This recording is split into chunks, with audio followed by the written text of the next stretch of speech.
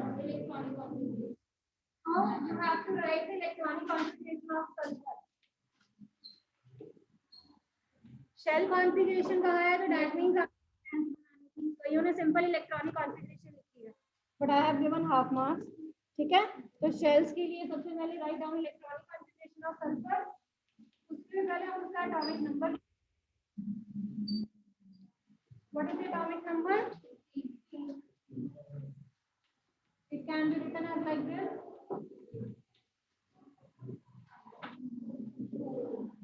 Yes. ठीक है, electronic configuration.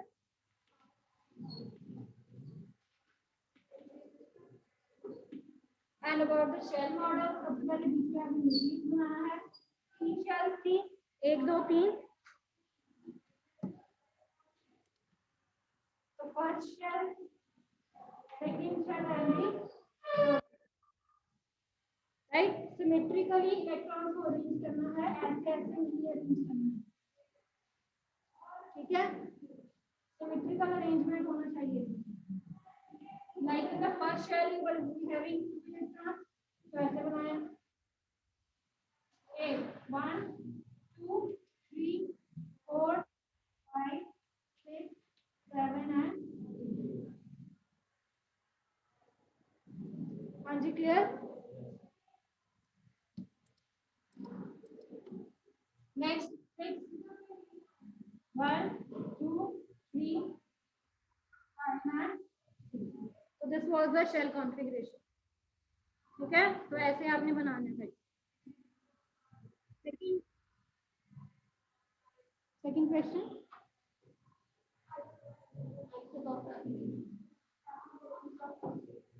Application of isotope. तो आपसे आइसोटोप की एप्लीकेशन पूछी थी, राइट. एक तो आप आइसोटोप यूज कर सकते हो आयोडीन का, where in the treatment of white oil. ठीक है, तो आपने ये बता फास्फोरस के और कोबाल्ट के आइसोटोप हम यूज करते हैं for the cancer tumours, right. तो आप वो लिख सकते हो बस, राइट. Next question.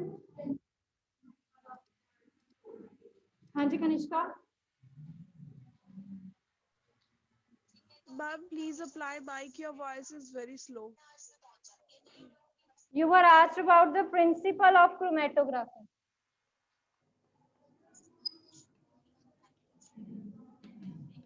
अब क्रोमेटोग्राफी टेक्निक में हम क्या करते हैं?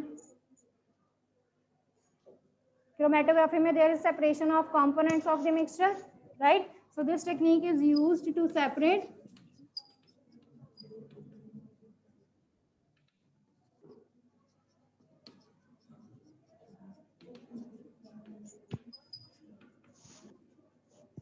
you can write down as colored components of the mixture. Okay, ये इसका प्रिंसिपल था. नेक्स्ट बताइए, नेक्स्ट क्वेश्चन. बेटा इतना इजी क्वेश्चन था. How you are going to separate the mixture of benzene and firstly you have to write these two, they are immiscible liquids that don't mix with each other, right? So what technique we are using here? separating funnel use करनी थी हमने, right. तो उसमें क्या होना था? the lighter particles they will be at the top and the denser liquid it will be at the bottom. तो इनमें से this is forming the heavier particle and this is the, तो जब आपने यहाँ पे separating funnel बनानी थी तो यहाँ पे आपकी वाटर आ जाना है and this layer will be of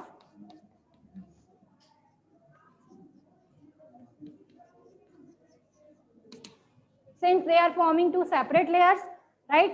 तो पहले को हमने पहले वाटर को निकाल लेना, then we have to separate the benzene. इतना इजी था बेटा. Now we are going to discuss the sample paper.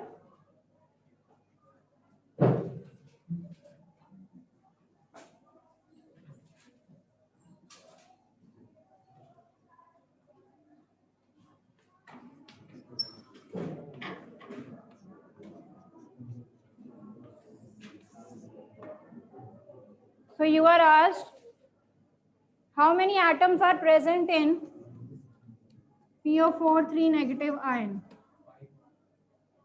How many atoms are present in PO4 3 negative ion? Vineet beta, sit straight. Still not straight. So it is containing 1 phosphorus atom and 4 oxygen atom, right? So 1 plus 4 is 5. So it is having 5 atoms. Clear beta? हाँ जी clear?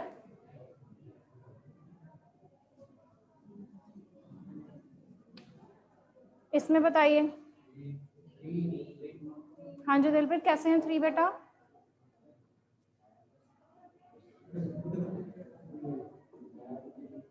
बेटा कैसे 3 हैं?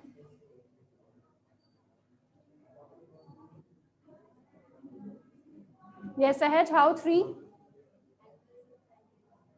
हैं? Maths नहीं पढ़ रहे हम। We are not studying maths. There is no angle. 1 atom of nitrogen and 2 atoms of, so 1 plus 2, so it contains 3 atoms.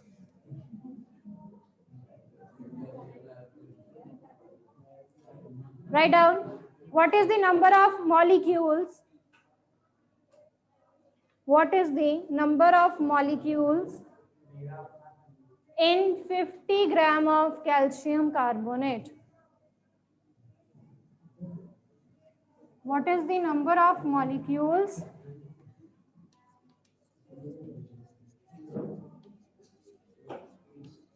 in 50 grams of calcium carbonate? Molecules पूछा है, that means we have to do the mole concept. ठीक है बेटा? तो mole concept के according क्या है?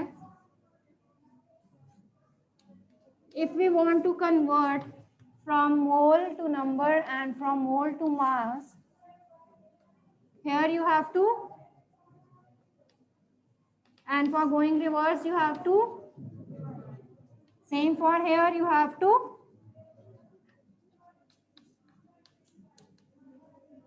Multiply by, किससे मल्टीप्लाई करेंगे? मास है बेटा, मास है तो उसके मोलर मास से, और अगर नंबर है तो एवोगैड्रो नंबर के साथ, right? Now what is given to you? 50 grams. कुछ नहीं करना है हमने, just see the table and mark the known and the unknown things. You have to calculate, यानी कि आपने नंबर कैलकुलेट करना है. गिवन क्या है आपको? Mass 50 gram. This is given, right? Move from known to unknown. Move from known to unknown. जो हमें पता है हमने उससे कहां पर जाना है, जो हमें नहीं पता. ये सारी एरोज फॉलो करनी है. इधर जाने के लिए ये एरो है, इधर को जाने के लिए ये एरो. मास की को हमने किसके साथ डिवाइड करना है? By the molar mass. अब निकालना पड़ेगा मोलर मास. पहले मोलर मास निकालने के लिए आपको एटॉमिक नंबर्स पता होने चाहिए. What is the atomic number of calcium? 20. अब 20 आ गया. इवन, इवन के लिए मास कैसे निकालते हैं? 20 इंटू 2. तो क्या हो गया? कार्बन का नंबर 6 नंबर. कार्बन का एटॉमिक नंबर कितना है? 6. इवन है तो we will multiply by 2. 6 2s are. Oxygen का number, atomic number of oxygen is 8, right? Again even है तो we will divide multiply by 2. So this is 8 2s are. एक oxygen नहीं है यहाँ पे. कितने ऑक्सीजन है? तो 16 को हम 3 के साथ मल्टीप्लाई करते हैं. Find out the molar mass.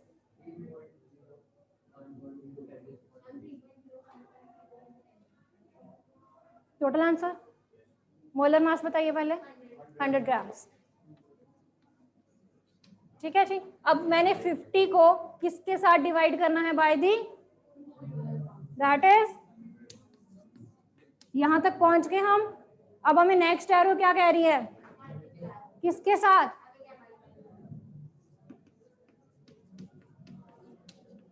चलिए आंसर्स बताइए बेटा. अब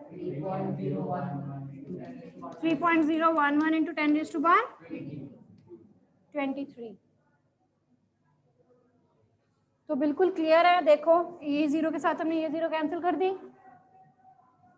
5 2 जा 10. 6.022 को जब आप 2 के साथ डिवाइड करोगे it will be 3.011 into 10⁻23 as it is. So this is क्या है? ये molecules. This is your final answer. Any doubt to anyone beta? हाँ जी. 6.022 into 10⁻23. मल्टीप्लाई करना बेटा. और भी न्यूमेरिकल्स आएंगे फिर करते हैं.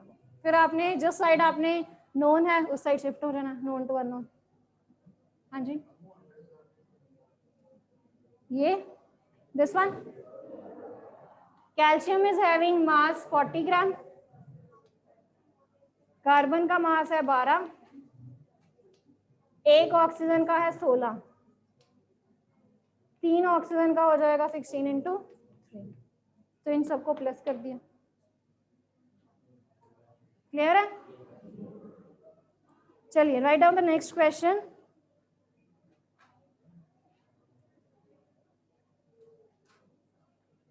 Write down the next question. How can you separate the particles of colloidal solutions? How can you separate the particles of? Very good. So this is centrifugation method. ठीक है? तो how can you separate the particles? How can you separate the particles of colloidal solutions? colloidal solution के आप particles को कैसे separate कर सकते हो? Now you know colloidal solutions in this the suspended solids they are suspended in it. बीच में present होते हैं. जैसे मैंने आपको example बताई थी milk की. milk में fat और proteins present होते हैं but हमें नहीं दिखते हैं. That means solid part is there, right? तो solid part को हमने कैसे बाहर निकालना है? By centrifugation method और churning method, जिसमें हम उस liquid को high speed पे rotate करेंगे.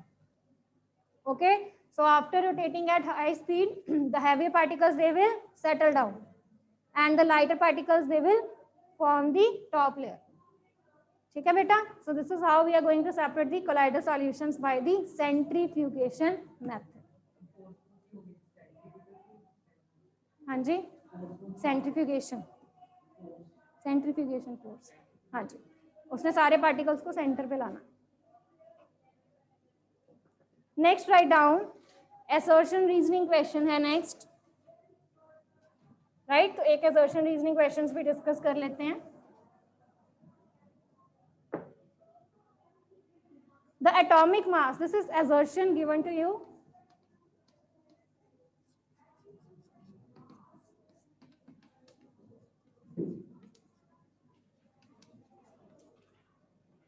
The atomic mass of carbon is 12 U.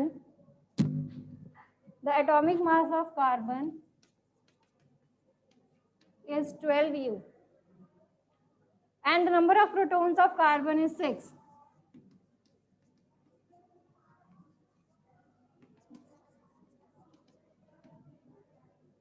ठीक है, ये आपको एक स्टेटमेंट दी है, assertion दी है. नेक्स्ट उसके बाद उन्होंने रीजन भी दिया है आपको. Right down atomic mass of carbon is equal to the number of protons present in it.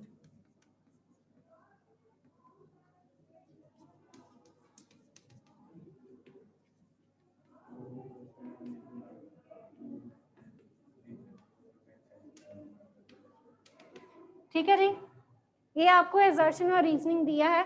उसके बाद सबसे टॉप पे आपको 3-4 स्टेटमेंट्स गिवन होंगी, ठीक है। उससे पहले टॉप पे आपको 3-4 स्टेटमेंट्स गिवन होंगी जिसमें उन्होंने कहा होगा कि both A and R are true and R is correct explanation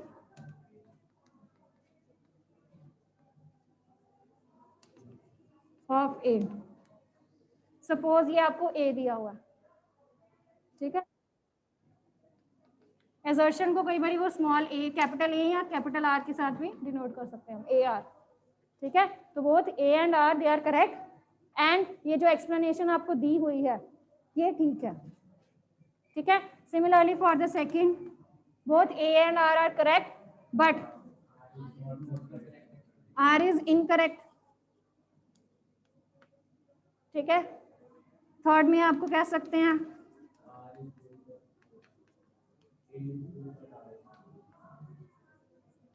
both are true, दोनों ठीक है। A is true, R is false, या इसका ऑपोजिट नेक्स्ट पे आ जाएगा, A is false, R is, ठीक है। तो आपको ये उसके ऑप्शंस आएंगे, आपने इन ऑप्शंस में से एक को चूज करना है, right, depending on the assertion and the reason given to you. तो पहले देख लेते हैं असर्शन ट्रू है कि नहीं। एटॉमिक मास कार्बन का 12 है, ट्रू है। इसके नंबर ऑफ प्रोटॉन्स 6 हैं, ये भी करेक्ट है। That means assertion is true, ठीक है। Reasoning, atomic mass of carbon is equal to the number of protons present in it, नहीं, बिकॉज ये एटॉमिक नंबर होता है। तो A is true but R is false. तो कौन सा है आपका ऑप्शन 4, ठीक है। So your option is C कि असर्शन ट्रू है बट जो रीजन गिवन है वो फॉल्स है। हाँ जी, क्लियर हो गया बेटा, ठीक है। तो हमने पहले इनको एनालाइज करना है अच्छे से कि इनका गिवन क्या है, ओके। तो फिर हमने यहाँ से चूज कर लेनी है ये वाली स्टेटमेंट कि इसका आंसर क्या है, कि A ट्रू है बट R क्या है, फॉल्स। आपने बस एक ऑप्शन चूज करना है, दैट्स इट। अच्छा ये कह रहे हो इसके आगे, हाँ लिख दिया करो 4th, ठीक है। 4th लिखने के बाद लिख देना A is true,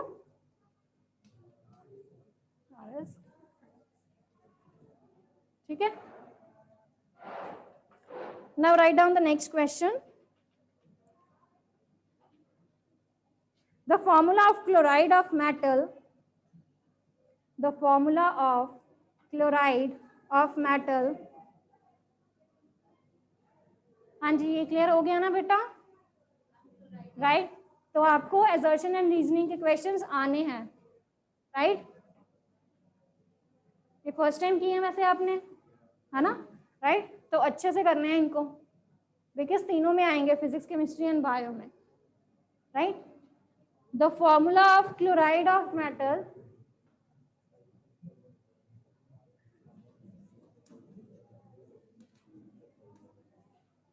M is MCl3. What is the formula of phosphate of metal?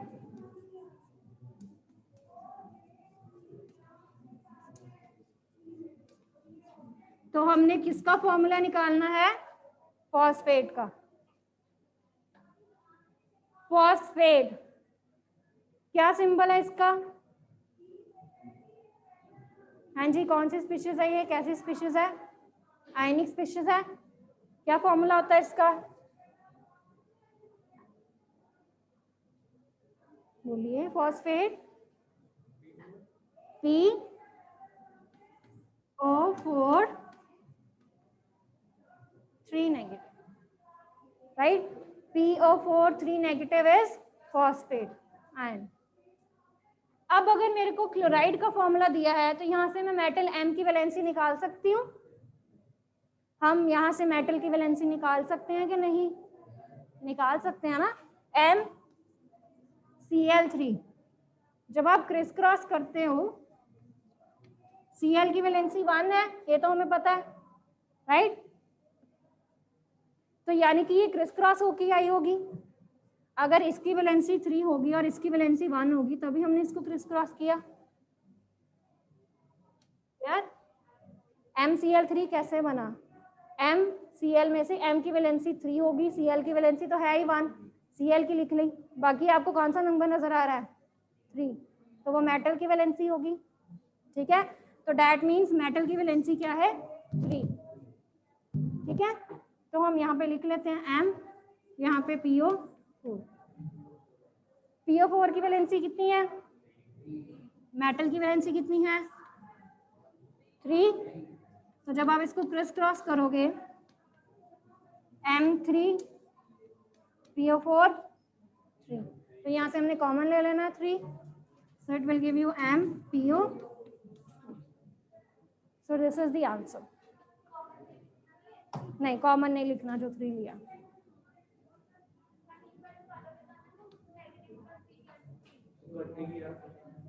MCl3 कैसे बना होगा?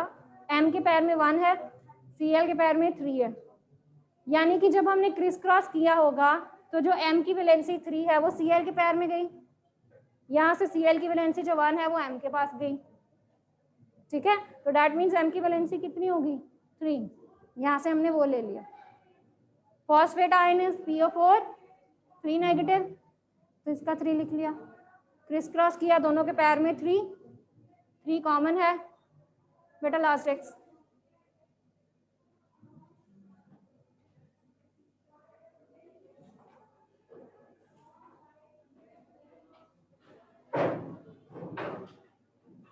हाँ जी, clear? Any doubt to anyone बेटा? बताते हैं।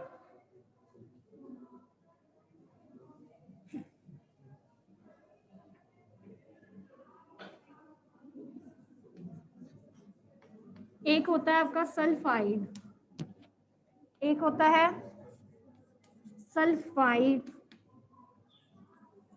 The third is sulphate. आपको कौन सा पता है? कॉपर सल्फेट का फॉर्मूला क्या होता है? यानी कि आपको कौन सा पता है? SO4 2 negative. जब हमने उसको आइट में कन्वर्ट करना है, A और I का फर्क है बस, I में कन्वर्ट करना है जब उसको, then it will be SO3 2 negative. एक ऑक्सीजन निकाल दो, वो किस में कन्वर्ट हो गया? सल्फाइड में। जब हमने उसको D में कन्वर्ट करना है, सारे ऑक्सीजन निकाल दो। ठीक है बेटा, तो जहां जो आपको पता है आपने वहां से स्टार्ट होना है। आइट में कन्वर्ट करने के लिए एक ऑक्सीजन निकाल दो, आइड में कन्वर्ट करने के लिए सारे ऑक्सीजन निकाल दो। क्लियर? ठीक है बेटा, चलिए write down the next question now.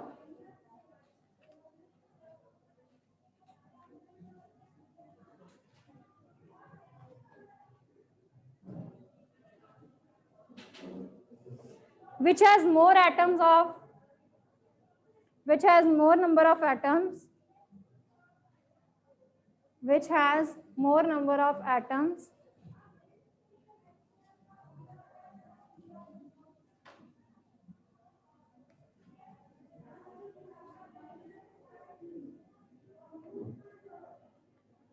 (100 gram of sodium or 100 gram of iron?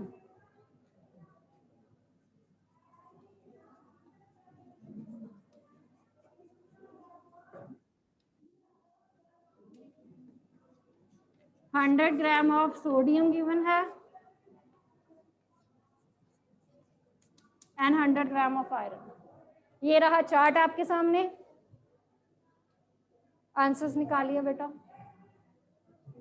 पहले मार्क कीजिए what is known to you. 56 is given, 56 grams. क्या गिवन है मुझे? अगेन मास गिवन है। What we want to find? number of atoms. Again we will move from known to unknown. निकालिए बेटा.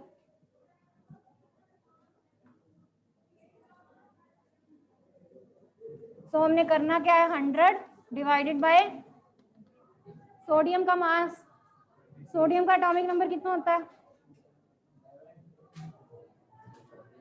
What is the atomic number of sodium or atomic mass?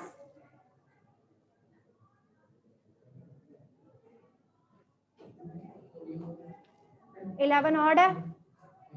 Odd को multiply करो 2 के साथ. 22 और उसमें हमने कर देना +1 23. मल्टीप्लाई करना है किसके साथ?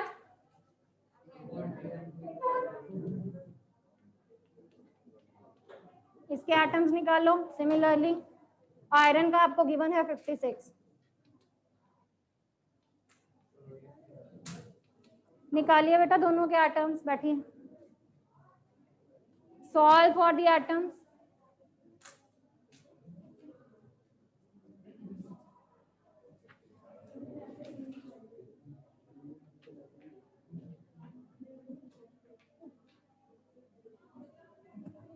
कितना आंसर आया बेटा?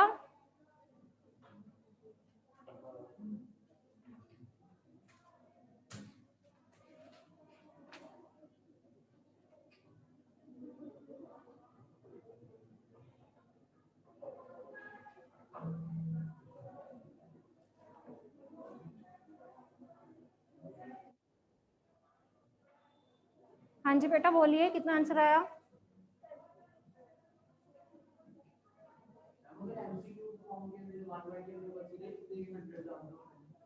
हाँ जी.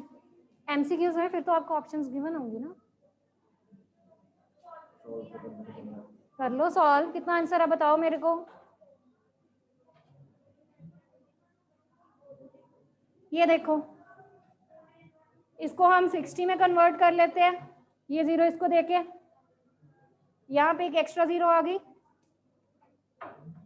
तो ये बन गया 24 हो गई पावर.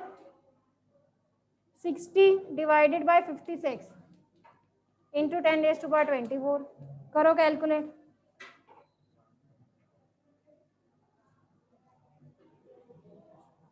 सिमिलरली यहाँ पे भी ऐसे कर लो. 60 डिवाइडेड बाय 23 इंटू 10⁻²⁴. तो ये तो अप्रोक्सीमेटली आपका 1 समथिंग आएगा. 1.08 इंटू 10⁻². इसको निकालो. 60 डिवाइडेड बाय 23. 60 को 23 से डिवाइड करना है बेटा.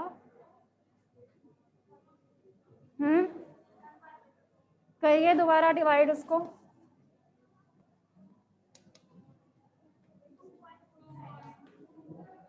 ट्वेंटी 3 को 3 से करेंगे तो 69 जा रहा है, ज्यादा जा रहा है. तो यहाँ पे 2 पॉइंट कितना है? एक तो डिजिट बताओ पॉइंट के बाद. 2.6. ठीक है. 2.62 इंटू 10⁻²⁴.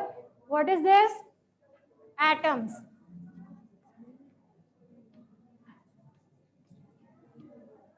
एक बात याद रखनी है, whenever we are going to compare two things in terms of atoms या moles, तो इनकी पावर्स हमेशा सेम होनी चाहिए.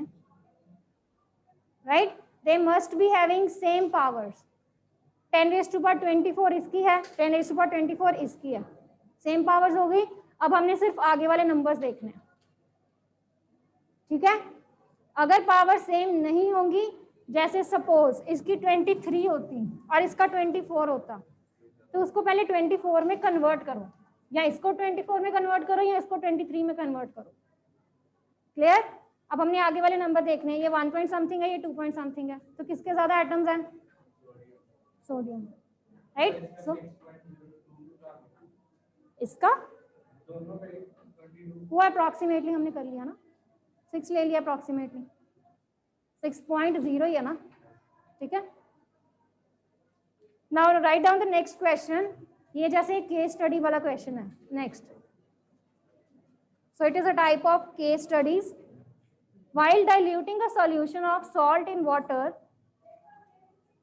while diluting a solution of salt in water, a student by mistake, while diluting the solution of salt in water, a student by mistake adds acetone.